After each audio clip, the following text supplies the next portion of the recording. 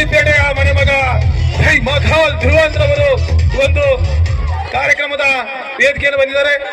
ಒಂದು ಅವಕಾಶ ನಮ್ಮ ಶಿಕ್ಷಕರಿಗೆ ಸನ್ಮಾನ ಕಾರ್ಯಕ್ರಮ ನಡೀತಾ ಇದೆ. ತಾವುಗಳು ಕೂಡ ಈ ಸನ್ಮಾನದಲ್ಲಿ ಭಾಗವಹಿಸಬೇಕು ಅಂತ ನಾನು ಭಾವಿಸ್ತಾ ಸನ್ಮಾನ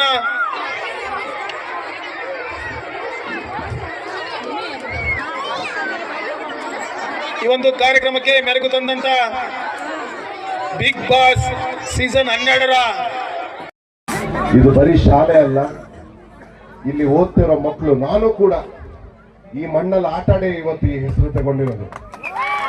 ನಾನು ಇದೇ ಶಾಲೆ ಮಣ್ಣಲ್ಲಿ ಆಟಾಡಿ ನಾನು ಇಲ್ಲಿವರೆಗೆ ಬಂದಿದ್ದೀನಿ.